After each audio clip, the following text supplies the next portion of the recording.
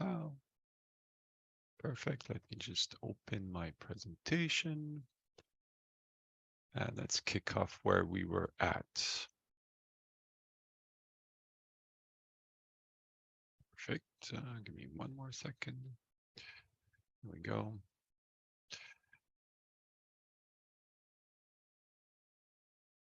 There we go.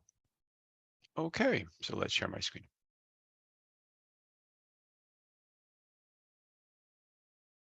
Perfect. Up, oops, how do I? Okay, so last time we were on the call, we went deep on EIBs, and I didn't finish actually EIBs. There's a lot of things we do when we demos. It's inbound EIBs using sometimes the Excel template, and there's a lot to learn about how to use that template, how to have that template seeded with data. A lot of the issue for us is we want to demo something, but we don't have an example EIB. We don't know how to put the values in, and there's different mechanism by which we can do that. The other tool we'll be discussing today is Workday Studio. We won't go too deep, but I'll still show you a few examples of what it can be used for. It's a very powerful tool. It's been heavily relied by us initially to deploy any custom integration. We have other tools now in Extend, but nonetheless, it is the de facto tool when it's not going to be handled by a configurable connector. There's no package connector, and the EIB is too much point to point to do anything for that integration. So let's go into the EIB topic. And we did mention a little bit about this, but I'll talk about the inbound EIB. And the inbound EIB is interesting because it's the idea that you can call something in. And first of all, it doesn't need to be a template. So let's go into my demo tenant. Let's put this in full screen. Let's log in as login, McNeil. And I'll zoom up a little. So I've updated the tenant in the Slack channel, by the way. It's if you want to see anything I've done here, I've done it on the new 2023 R1. If I were to go into EIB, so there's one dashboard that you can enable in your tenant that is standard in GMS. It's called the EIB dashboard. By the way, one of the dashboards I use a lot globally when I log into integration was called previously integration visibility. I did a lot of it on my own, but there's now a new dashboard, well, I think a more standardized dashboard, which is called integration management, which I've adapted a little bit over here with a little bit different menus, but it's already built. And if you want to have it in your menu when you demo, it's great to have. So the one we'll be discussing today is EIB dashboard. You can add it through add apps, but once you have it, it would look something like this. I've added a little bit of my demo, so this is not standard, but the rest is really standard, and it allows you to maybe do a demo here or show that anything regarding integration specifically to EIB can be measured. So I did a small report where I list the EIBs I've built myself. One of the EIBs that is inbound, as you can see here, I have 3 EIBs. Those are using web service template model. So I'll be using for those an Excel template, but sometimes it doesn't need to be an Excel. It can be directly pulled from an endpoint. If I look at this one, which is one of the demo we all do, which is the currency inbound, I made it specific for Canada. Not sure if I did it last week, but nonetheless, this is an inbound where the source of the information is not going to be an Excel template. It's going to be an endpoint, which is here an URL. If I put it here, this is just a response. And it's free, so whoops, put it here. Here we go. This is just a response from Bank of Canada regarding the call I made, and it's the listing of different exchange rate. If I scroll down, I have the rates for the different conditions. If I go back here, there's, once again, an XSLT transform. So I think we did discuss it, but I'll open it once again. Allows me to, and this is really what happens when you generate the template. It needs to be able to push data into our web service. When you're not using a template and you take from another source, at one point you need to make that alignment. And this is an example of that XSLT that takes what I have from Bank of Canada and aligns it to the way I need it to be for me to push into the import currency conversion rate.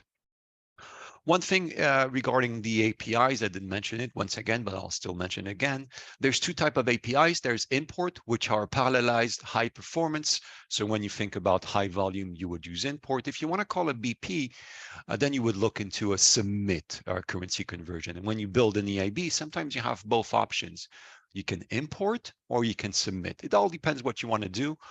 The more straightforward one to use is import, but if you want to show it with like an approval or move it for a process, you should look into the submit version of that API. In that example, if I launch, like any other integration, you launch this as an integration system. It doesn't matter if it's an EIB, a studio, or a connector, it's always going to be an integration system. And when you do launch, you have the option of scheduling. I'll just run now for the demo. This is just using the default value. On many options, when you build an integration, you have the ability to use what you've already defaulted in your configuration. But sometimes if you want, you can override. So I'll just, whoop, did I launch? Nope, let's go back. Integration launch. Run. So it's really straightforward. It's going to load the currency in. And there's, for those that would be doing any currency demos, there's a report called Currency Today that I'll use that is really before and after. The way you would do this demo is show before and after. You're not a prospect, so I don't need to do this. But if I were to go into Currency Today, standard report in your GMS, you will be able to show them the result of that ingestion. So you have the timestamp, currency rate timestamp, and the actual rates that were loaded. There's more to say about currency rate, that we have multiple, not the point of today, but this is really an inbound EIB, no templates. Now let's look into something with a template. And that's interesting because if you go back to all the EIBs we have,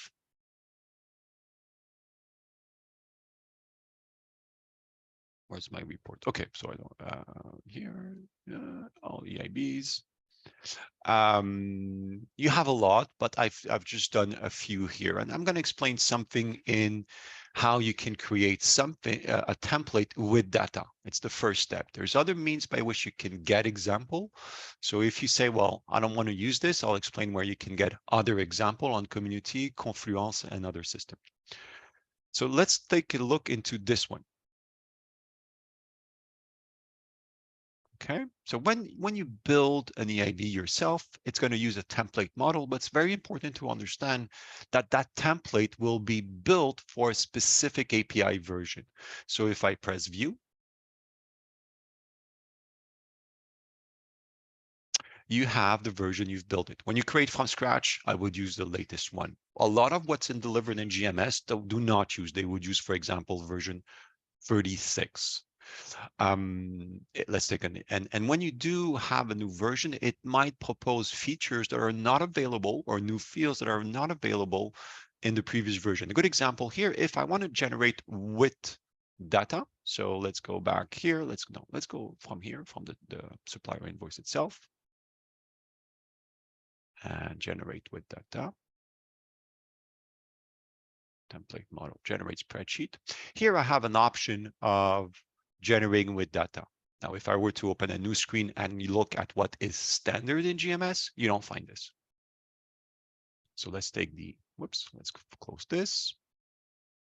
Let's go and, oh yeah, I might need to go as low. No, I won't need to launch it maybe. So the supplier invoice load is what you have standard. If you look at your template, integration template view, let's just view.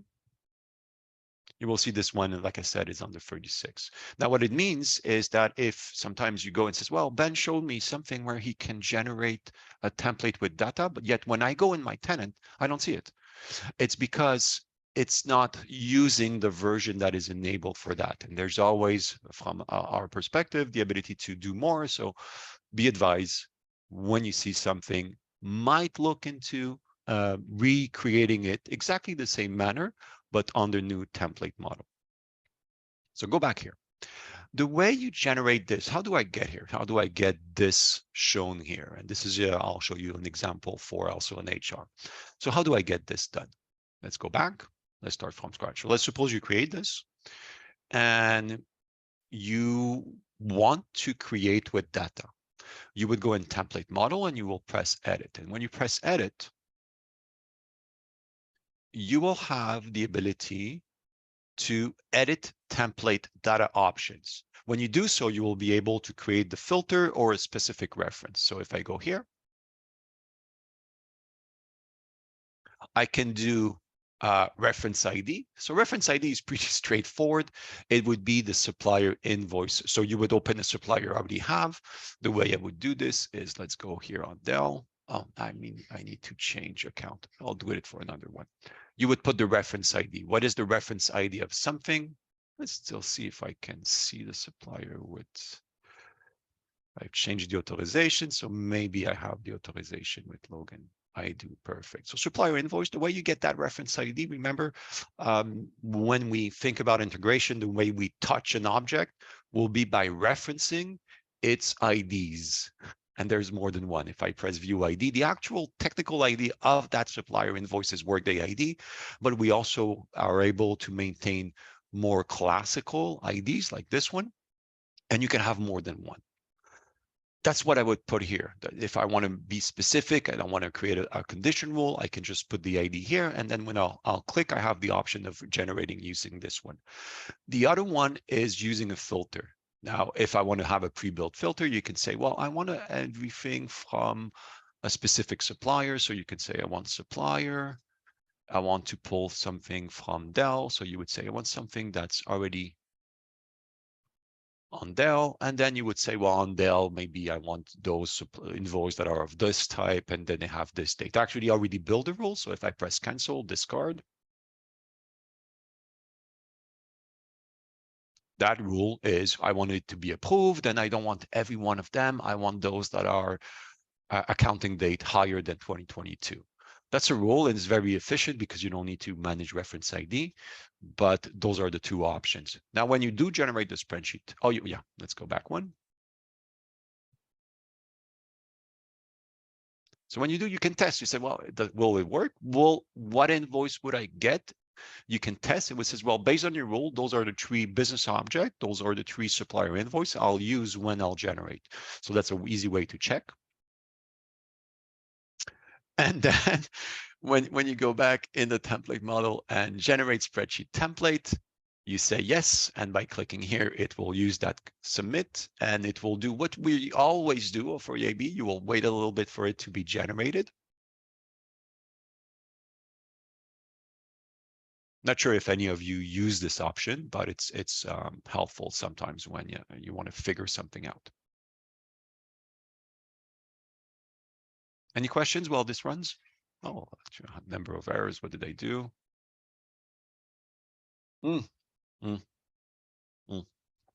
As expected. The error was because those objects are not accessible by Logan. So let's go back here.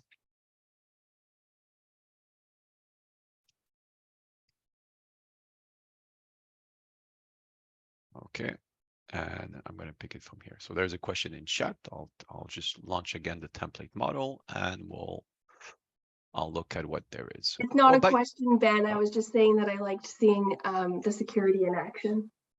Yeah, that's a weird security. I wouldn't demo this, but it makes sense. It makes sense. There's some aspect where, and we'll see if maybe it wasn't the error. Maybe I'm wrong. Maybe it's not the what happened, but I expected for it to work. Just one more thing. There's 2 options. Initially, when we built EIBs, we would use XML, and you could open it in Excel by selecting the file. It works, but I prefer this one, which is now the default option, because some customer would say, can I use this in Google Sheet? The XML was not really easy to import in Google Sheet, whereas the XLSX is. So it's always just, why is there 2 options? Historical reason, the default, the facto option for you guys would be XLSX. Let's see if I was right or not.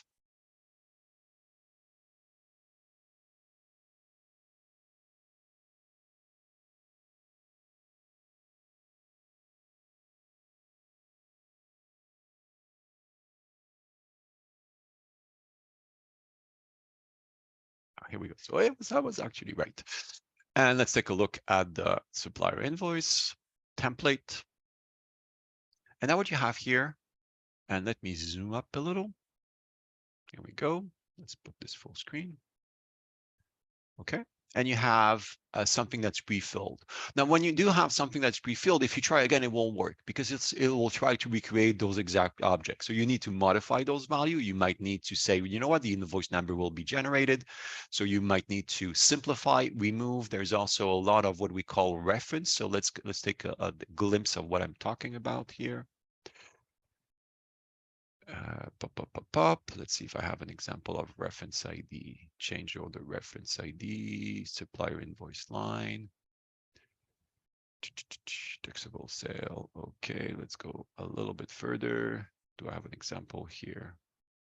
Actually, there's not much in this one, but let's take what I mean by reference ID. Let's take somewhere here, or else I'll generate another one and give you an example of what I mean. Ship to address, tax code, accounting. Okay, so for this one, the other one will have a reference ID. But for this one, what you need to remove is the invoice number, because if you try to push again, it will say, hey, those are already there. But it does help in understanding an example of what the value would be. The other thing also that sometimes happen when you generate a template, that this is a good one, is let's go here, let's go into the different work tags. Okay, so this is here. This is going to be tax rate, retention, line of business, division. Okay, perfect. Here, if you were to generate the template today using what you have in GMS, you will have a single column for those work tags where you can add dimensionality to the invoice itself. That's when we demo online, when we demo the user interface, we can add multiple work tags.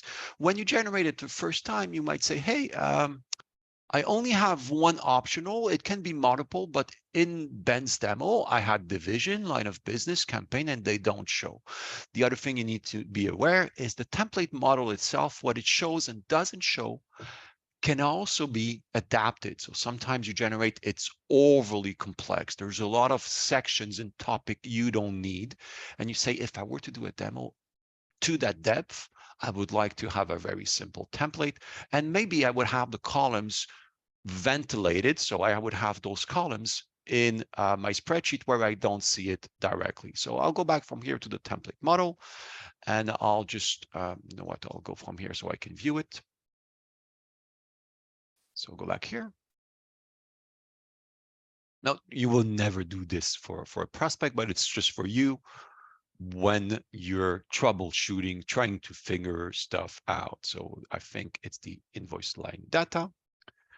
And obviously, so when you edit, you can say, I'm going to do this template. I'm going to hide this section. Now, you cannot hide everything. Some are required, but that's one example of simplifying. The other thing you can do is override the actual column with maybe when it generates with company reference and you want to use something else.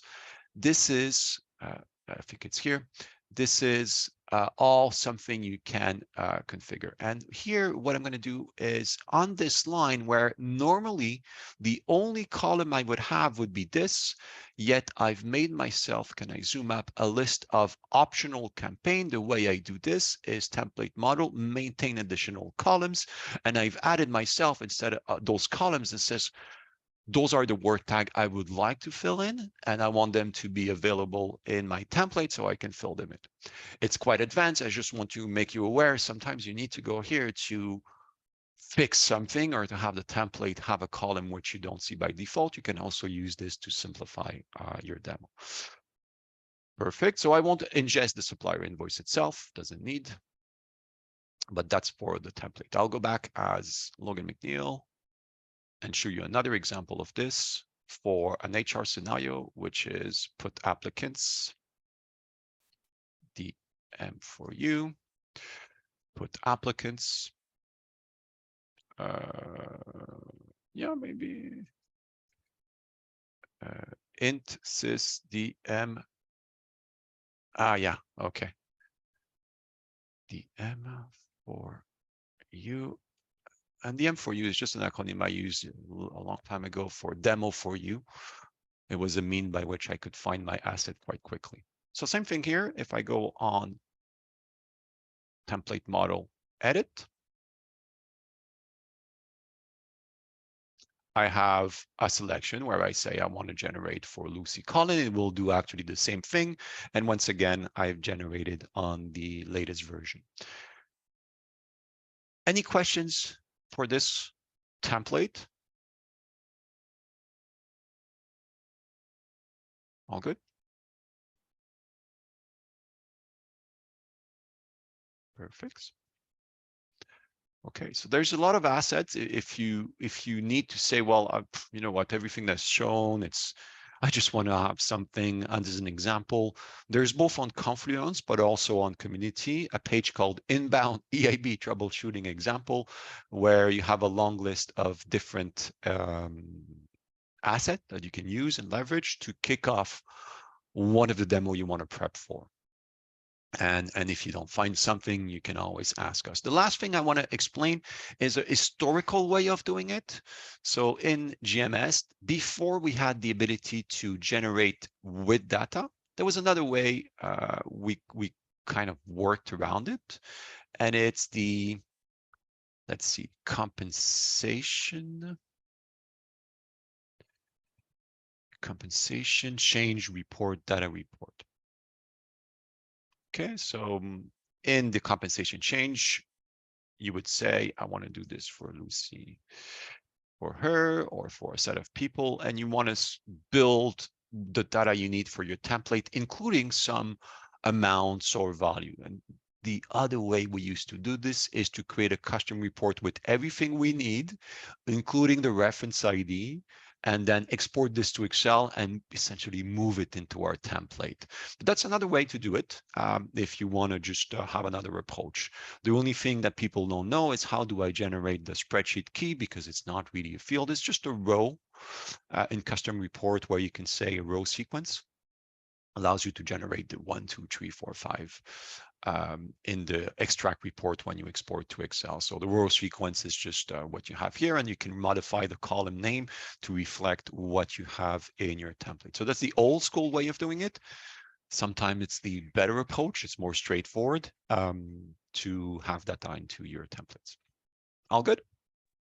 Ben, I have also seen there are, especially for some of the most common used examples, there are these templates that SA team may already have in the GMS tenant. So we can run the pre-created EIBs in the test-only mode that will give you the template that you can just download and populate with your own data. Correct. Yeah, there's multiple assets that you can leverage from the get-go, but I'm just explaining here. Yeah. What if I want to figure stuff out? This is good, especially with that, you know, able to adjust the columns, hide certain things, and add additional like work tags and such. Yeah, and the one I do it mostly is the higher one. And the higher EIB, let's see if I have, yeah, I've made the template here has been heavily customized. So if I go template view, the higher EIB is, oh, and furthermore, in some EIBs, you have multiple step in a BP on that you see, and now I'll explain what this is. So let's go back here. Let's go in Workday scripts. And it's take a while to open because it's one of the most complex templates.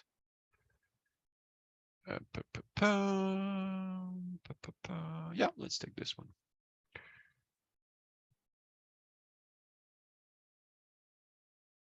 Yeah, no, yeah, maintain, yep. No, that's not the correct one. It's this one. Here we go. Okay, so this is an example of something that is heavily customized. If you were to generate the template yourself, you will see a long list of business process because they represent every possible step in your higher end-to-end. Now, this has very much less. It has a lot less column, and the only reason that is possible is because when I've built my templates, if I would go, for example, on suffix data, I've said, I don't need this. I'm not going to type a suffix. So that's another way for you to work around your templates. It's quite advanced. A consultant would be here most of the time, but this is in the product. And sometimes you need to be aware that it's there. I won't go into the actual demo. I think, oh, actually, I will.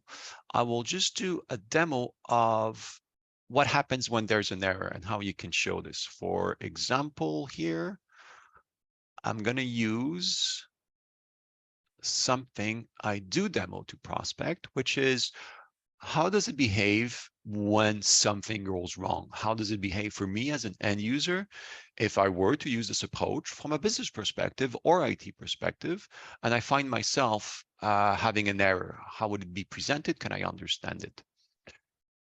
So let's just, no, let's go last 7 days. It should be here. Hire employee, yeah, with on-purpose error, and I'll explain what those errors are. When you do launch, there's multiple options you can use. I'll just use validate here. I don't want to push this into my tenant. And there's another interesting one, which is add errors to attachment. We'll see what it does in a second. What I'm going to push in has a few mistakes. So let's go back here. Let's go and hire employee. And let's move along where the mistakes are. So in my demo tenant, first day of work, will it work? Yeah, maybe it will work. We'll see. I've made it on purpose a few mistakes. There's one position where it doesn't exist. Obviously, in the UI, you wouldn't be able to select it. But what happens if you put a position that is not there, not open to be staffed? Other example of mistakes is to put first day of work in the past. And actually, I think for my demo purposes, I'll need to fix this as of today, or else it's not going to work.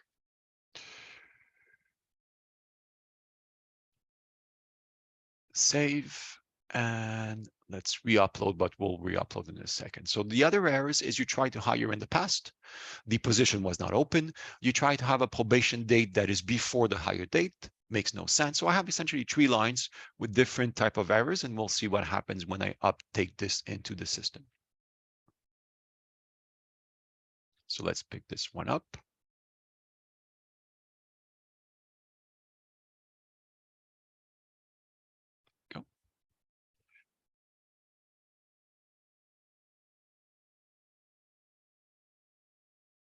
Perfect.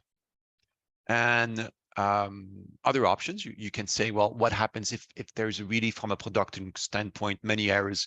Do we have a certain fault tolerance? For the purpose, I will say unlimited, but just that's another option. Let's launch this. If all goes well, and I did remove my applicants and my system is ready.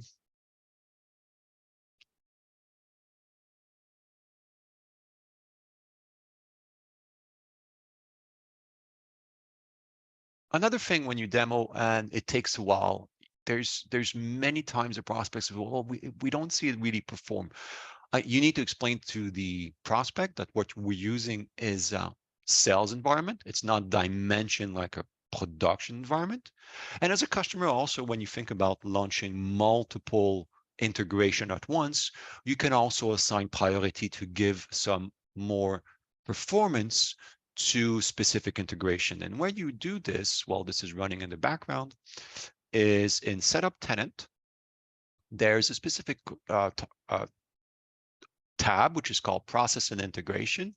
And in setup and integration, you have the ability to set some behavior as to what happens when you launch something within your production tenant. Now, this could help alleviate some worries about, well, I launched many integration. I really want some to be most performing.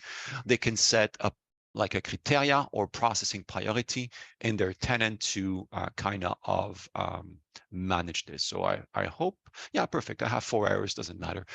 In this example, I expected errors. Let's take an example of the fire report, and I should see we go. Let's put this here. Let's open it here on the screen. What do I have? No, all good, all good. Oh yeah, I didn't remove somebody on that position. Well, those are nice errors to see.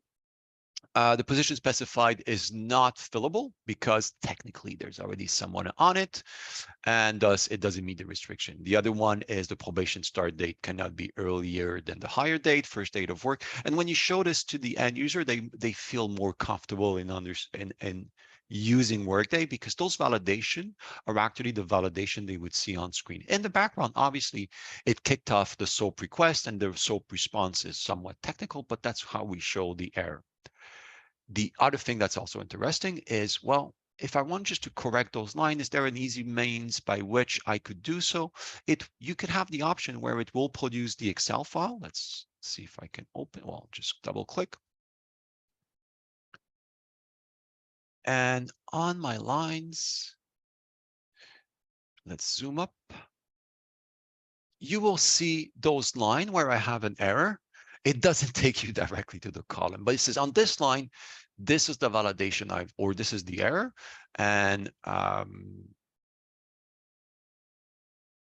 edit node. So if I were to open it full, this is the list of errors. It's nice to demo. It's really visual. It shows the product well. It's easy to understand for an end user. They see readable.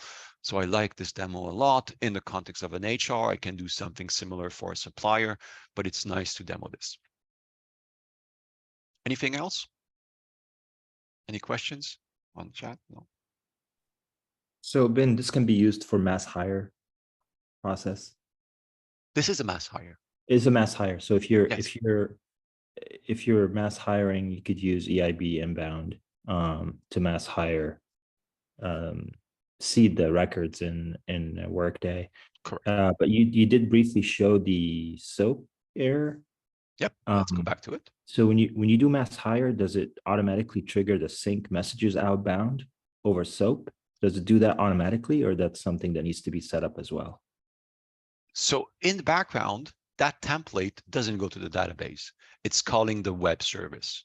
And as I'm calling for each line that web service, I get the SOAP response. I'm not sure if that was your question. Let's go back on the failure report. Are you talking about this? Yeah, I see the fault because Yep. you expected a fault, but under normal circumstances, Workday would fire outbound sync messages, right? Why? If someone is listening on On the changes event. on the event, exactly. Yes. And I think it did in the background. So if I were to, so the example I'm doing doesn't trigger by itself any outbound event. It does trigger a response, the SOAP fault, but that's not what you're asking. If in my system, by me injecting data that is essentially pushing or launching an event, a higher event, would any other hooks, triggers, or subscription I've built into my tenant would technically fire? And the answer is yes. I think in my demo system, if I go into integration management, and let's go into the integration detail. Let's go into recent integrations. I have a connector that is the provisioning connector. We'll see this next week when I go more into connector. That connector is configured to trigger. Let's see, 8h39, do I have 8h39, 0404, 8:39, that might be the PST time zone. Let's look what's in this file. Yeah, that's today. So let's take a look at this one. This connector was triggered, and it was triggered because it's subscribing to specific event. And by me launching that EIB, it's no different than if I transacted that hire manually through the user interface. It did launch.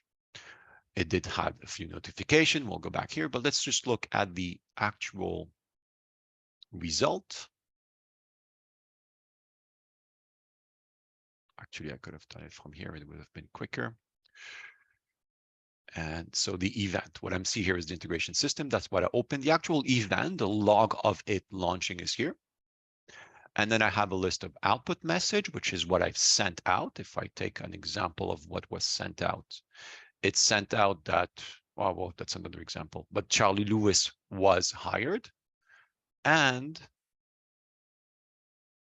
oops, where was it?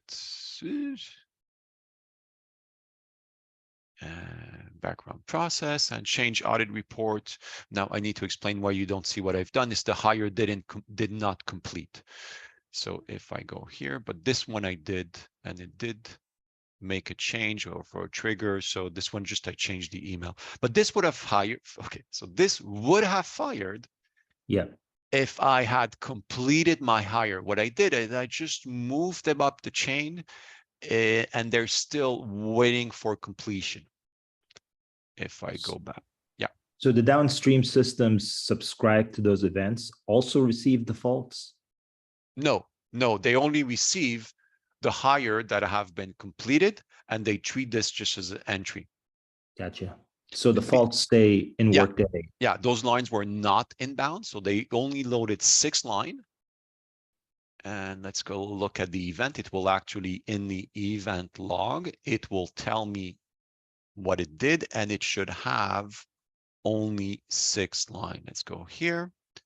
Let's go add the integration event. Let's go add the child messages, output file data with error, process history, hire employee completed, there are warning, process info, okay, integration details. So if I were to look at one of the things I've loaded, let's take Roger. Worker. Roger, they're all called Roger in my demo. Not yet, so let's go for pre-hire.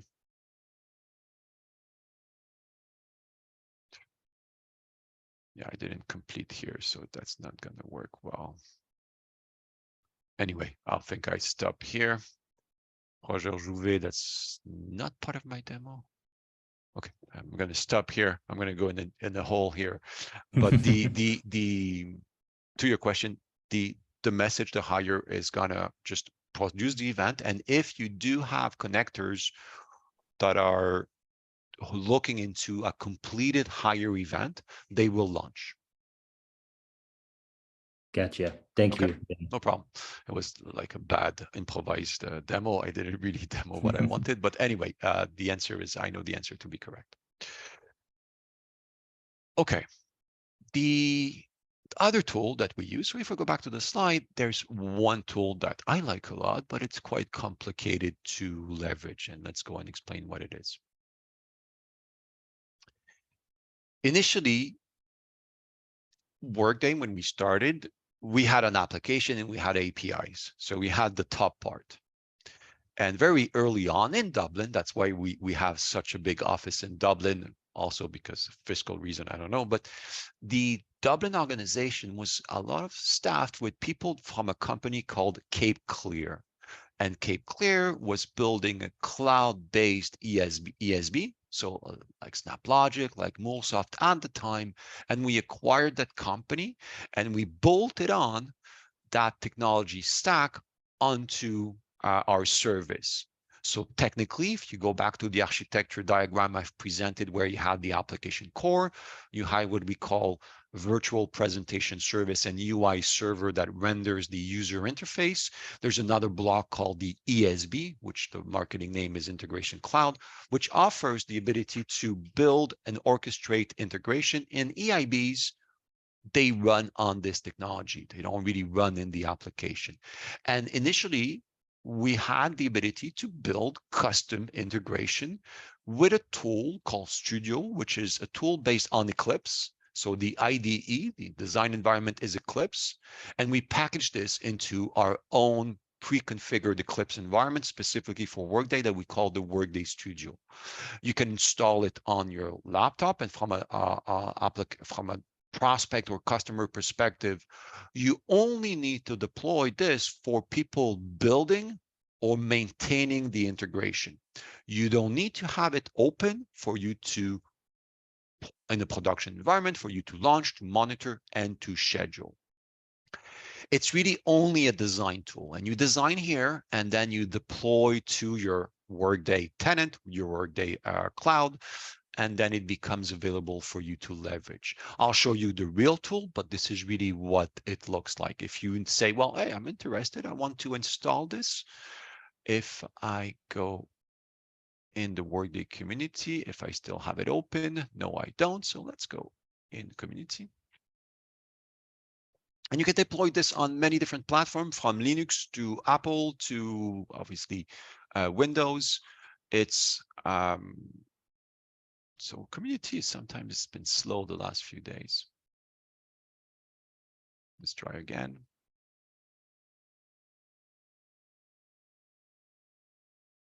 No. Community has been having issues.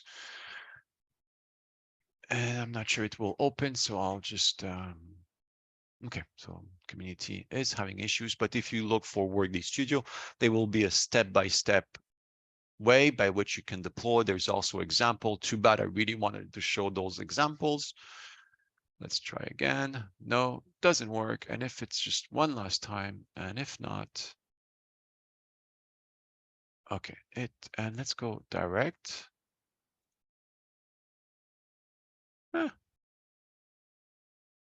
Nope. That's not what I wanted to go. Let's go. Yeah, this. Will it let? Okay. Okay. I got here like this. Workday Studio.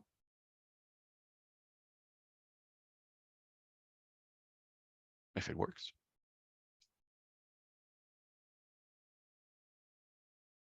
Okay. I won't spend too much time. So I think I can get it from product, collaborate, get help. No, it doesn't work today. Learn Studio Training Solutions. Can I get it from here? Contributed Workday catalog additional connector somewhere.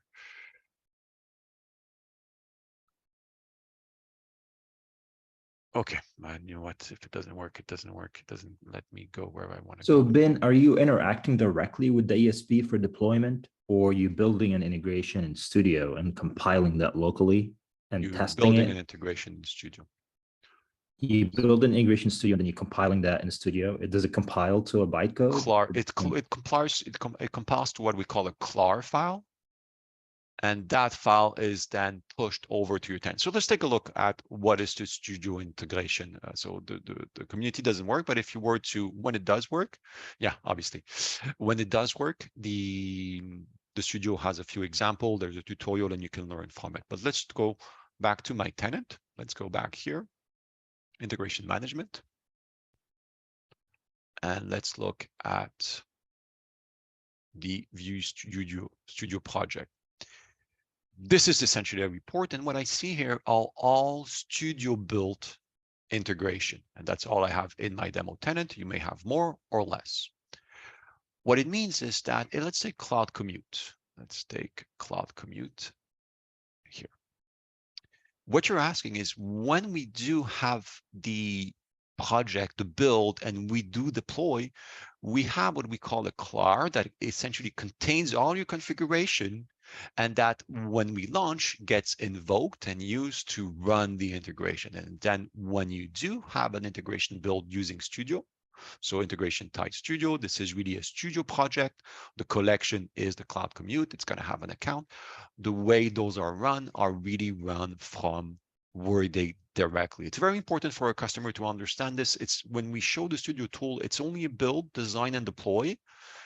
It is not an operational tool where you do this like any other integration, where you can schedule, you can see the integration events, you can look at the logs from here. So every time I have a Cloud Commute complete, I can see if there's any message. Yes, that's the Cloud Commute, and that's the integration detail. It launched for somebody I hired, and it changed the address, and it did what it needs to do. So let's take a look at what it is in the background.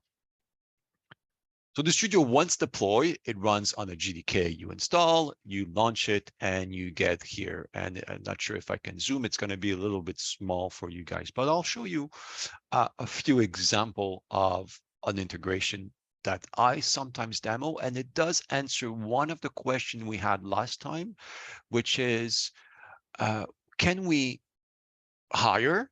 And then once we hire, we get some information from an external system. It could be a generated email. It could be an employee ID that is not generated in Workday, generated in an external system that comes back to the employee that is hired. So it comes back as a subsequent call inbound to Workday. There's many different scenarios here, and let's go for the inbound. Let's take a simple one and let's demo this one. So this one is something I've built. On the screen, I have my list of different projects. Each project is one integration. In that project, I can have my build. My build is using what we call assembly components, where I can get information from Workday or can get information out of a SOAP call. I can make calls to other system. I can split. So sometimes you get an information into Studio that you need to split and then process sequentially for each event. You can aggregate. I won't have the time to go all here, but this is all different things that you assemble into a use case. In this example, I have an integration that I will put in a business process. So as I go through a hire, it will technically run and get my employee ID from a specific random number generator on the internet. It could be a sequence generator in the employee, in the prospect or customer premise, but for the purpose of the demo, it's going to be just an outbound call. But when I do invoke an integration, most of the time you need to give it some context. So what you see here is the parameter, like any other connector. When I specified an EIB or when I launch a connector, sometimes you can list a set of entry parameter, which organization I'm going to launch it to, which pay group I'm going to launch it to. Those are list value that you see in the Workday UI, but how do they get there? How can I add this? You can build a set of entry points that you can then push. So here they have default value, but I can push those dynamically. There's a little bit of things that happens in the middle. Just to give you an example, very small here. This is just a random number generator on the internet. It will go get me the number. And there's a set of steps where I build out my calls. Can I zoom up? No, I can't. I build out calls by using information I capture along the way. And then I say, you know what? I'm going to push into Workday the put external propose Workday ID request. That's a standard API. I'm going to use this, and I'm going to use some of the information I've captured along the way and push it in back into Workday. And I'm going to put a message in the log for me to see in Workday when I launch. There's many other things that we can do. I'll show you another one that you can do for your new 2023 R1 tenant. But let's just run this one. So the way I would run this, and let's go for BP, hire, legal, and let's take a look at the process itself. This process has been overly simplified. As part of the process, there's one step, which is my integration. So beyond subscription, I could also call, as part of a business process, any integration system, make it via Studio, connector, EIB.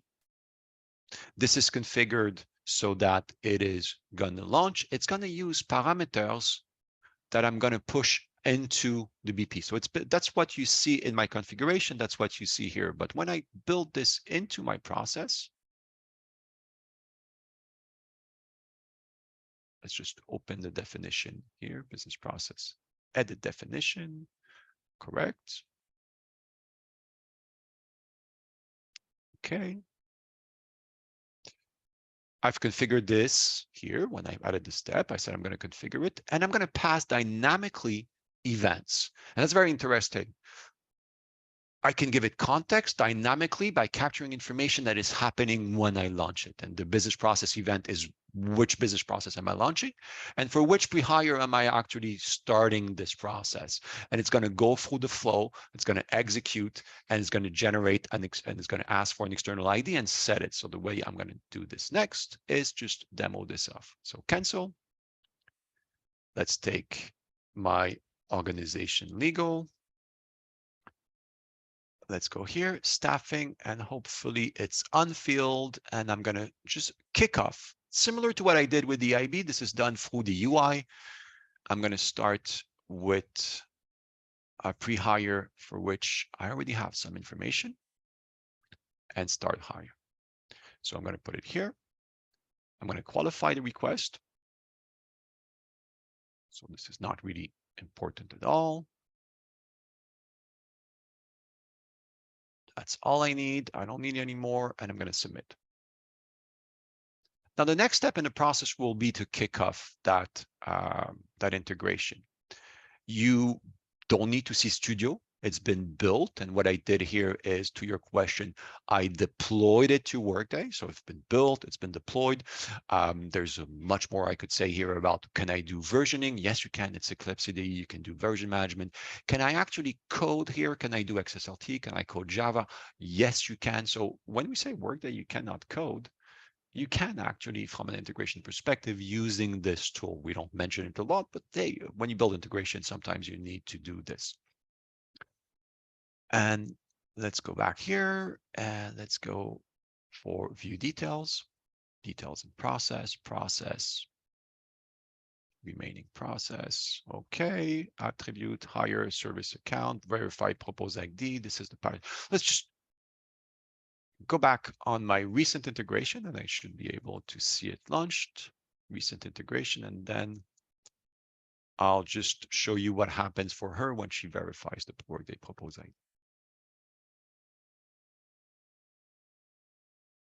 Recent integration, here we go. So look at the event and it's launched. It says, well, I've launched using the parameter from the process I've just used.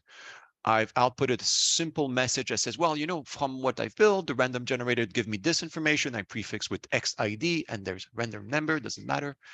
And the process then moves along where she can then propose compensation. So if she were to submit, so here, and the next step would be maybe verify propose ID. But you see the process has moved along. And when I looked at Raquel Miranda, and I look at her, oh, I need to complete it. Sorry, I need to complete for her to be hired. So let's just set the base pay here. It will have that number as an employee ID. Submit. Let's hope I don't need to do anything else. Submit, perfect. So it should be completed. Let's go, Raquel. Whoops. Raquel, and I'll show you two other examples you can use Studio for. Raquel Miranda, employee. Actually, the propose ID, the employee ID is here. In that manner, when we do a hire, there was a question, well, if I were to provision to an Active Directory using a connector, can that AD come back and set the email, set the employee ID? Absolutely. I've demoed this from a higher perspective in Flow, but it can happen later once those emails are generated on the Outlook 365 system. They can come back and punch in those values. Not using Studio, they can call directly the APIs, or Studio could go and get the value later if required. There's one more thing we call boomerangs, and there's a few minutes, and I'll show you what a boomerang is. It's a vocabulary we use a lot where we say we want the ability to get information out of Workday, process it, and then put it back. Good example that you can use that Studio is built for is what we call the quick link. So what am I talking about? When you have a lot of those when you have a lot of those dashboard built into Workday, into GMS, sometimes you click on the link. Actually, I have an example of this in business process management. Sometimes you click on the link here and it goes nowhere. And the reason it goes nowhere is because those are built using maintain quick links.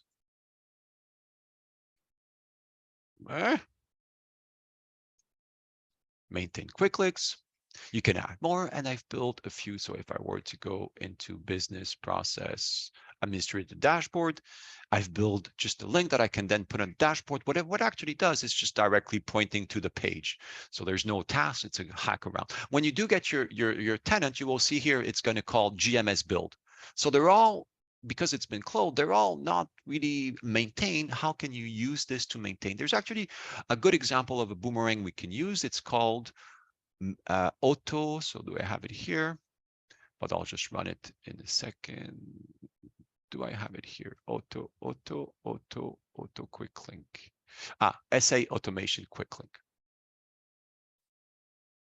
Now this is really built by a professional. It looks better. You can have lanes. It's going to take from a report in Workday all those quick link. It's going to do some parsing to get that value and then substitute it with your tenant name. It does this using a set of steps and pushes it back. But this is an example of boomerang for ourselves that we can use as pre-sales, but you can also see this when, hey, I have a budget amount and I want to split it on multiple projects, but there's no transaction in Workday. Could I build a report and then use this to split and push back a budget on each project or any other scenario like this where it goes out and back? The way you launch this for your purpose when you will be working on your 2023 tenant, just be aware this is using a private API. So to launch that a private API to maintain those quick link, I need to go back as implementer. And once you're an implementer, you can launch for me, I don't need to launch it, but you can launch this. There's nothing for you to do. It's an integration system. Once again, it's going to be Studio. There's no attributes to set. It doesn't need it. It's going to take a report. When you will launch this, it will actually, it's not going to do much for me. It's going to do the check, and then it's going to come back with a report of what's changed. And it can also produce files like in Excel. We also use Studio sometimes to do what we call delivery assurance check. We're almost done, but I'm going to explain this one. Delivery assurance check is the ability for us to go into the configuration using Studio, pulling the information out using APIs and reports, and then doing an assessment and producing a report. Not technically integration, but that's also the power of Studio. So this is an output file, original, and quick link process. So let's see if there was anything in my example here. Did it do anything? So did it change anything? No, it didn't. It says I processed those, I've updated. There was nothing changed, but what you would see in your tenant in 2020 tenant, you would see JMS build here, and you would then have all those directed back to your tenant. So that's a good example of a boomerang. The last thing the Studio can do, just to show its power, if I go to Dart, and for the time being, I just will use an event I've already launched. Integration events. Let's take this one. And let's look at an output file produced by this. And I'll show you how complex it is in the background. This is going to take all the password rules that are configured. It's going to look at many, many conditions, always using parsing, checking the value. And it's going to produce for me an Excel file outbound that says, hey, all those might be to look into. This is done using a very, very big project built by somebody way more competent than me. But it has many, many check steps, many common steps, many. The purpose of me showing you this is it is a very, very powerful tool that serves many scenarios. And we also use it to do validation checks on tenant and all of that. Now, if you really want to learn about it, let's see if the community has come back. And if not, that will be the end of the demo. Workday community. Let's see if it's back. If not, you just look at it yourself. There's tutorial, there's example. You can have a listener queue service using these tools. No, it's out. Okay, so it's not 12. Is there any questions I can answer? Was this valuable?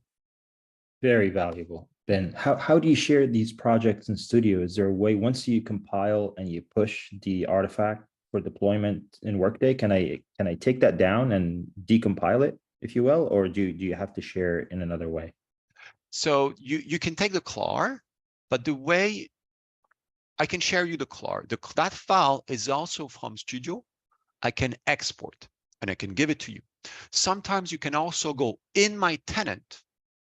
And when I upload, when I deploy an integration, when I deploy to a tenant, I say, I want to include the source code as I deploy. It's going to be available in the tenant for the proper authorized user. Logan is. for her to download that CLAR and reopen in Studio. I can also connect to a tenant. So here I connect to my tenant. It's going to look at all the different Studio projects within my tenant.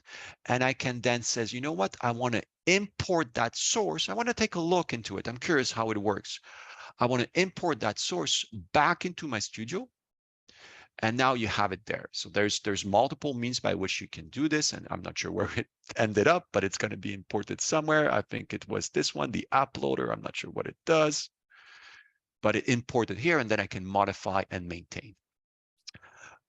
One more thing, this is also something like any other integration that you can transport and package. So you can create a configuration package in your sandbox, an implementation that you've tested, and move it forward to sandbox and to pod, like any other configuration, like a business process or a custom report. So when people see this as well, how I'm going to really manage this from a production perspective, where I have change management, people are going to test, modify. Can I move this configuration alone? Don't make the mistake of saying, yeah, you can move the CLAR and redeploy. You know, there's actually a tool where you can move configuration, including maybe a custom report used by Studio, from one tenant to another. Does that help? Does that answer your question? Very, very helpful. Thank you so much. No problem. And if you have still time, I just want to give you one last thing I want to highlight. How do you, the most common mistake once you've deployed, once you install Studio and you want to look at it, you're like, how do I connect? And maybe we'll just, if 1 more minute, I'll explain this. To connect Studio, you install, you open it, it's going to ask you for maybe a login. Disregard, just get here. In the menu on the top, you have what we call window. And window, they have preference. The first thing you should care about is the menu and connection. You can pick, it doesn't matter if you have multiple tenants, you pick one, you can make it a default. Then you put in your tenant name. That's pretty straightforward. You will put Logan McNeil with the credential valid out of that time. The only thing that people have a difficult time is, what do I put here? How do I find this value? It's not self-service. It's not the URL you see here. How do I get this? The easiest way to get this is, well, there's multiple ways to get this.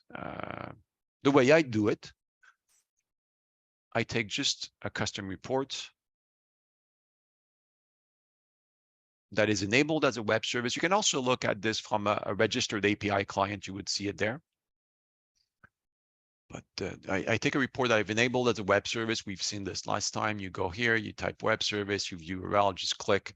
And then once you get here, that part is what you need. That's just that part. And that's what you type here. And from there on, you're good to go. You just type the host, and then you test your connection. It's going to say, do you have proper credential? Logan has. And from there on, you can start to see the menu. The last thing is sometimes you play around and the screen is all messed up and you don't see the Schema Explorer. You cannot access the web APIs. It's like you don't see the screen properly. The other thing I also use is what we call perspective. So you can reset the perspective. You play around, you're lost. You close screen. Reset perspective will reset this to the standard layout, so you can see the screen as you used to do. That's one thing also that got me initially. For the rest, there's more to learn, but there's a list of tutorials about Workday Studio. You can have, if you want, and if you need any help, I can help. I'm not the best person, but you can get, if you want to learn, there's a lot of asset for you to learn. I'll stop here. I'm already way over. And that's it. I'll stop my share. Very cool. Thanks, Ben. As always, very, very informative. Very well. And if not, that will be it. I'll put the recording in Slack. I'll try. Thank you, Brian. I'll not try to put the proper link.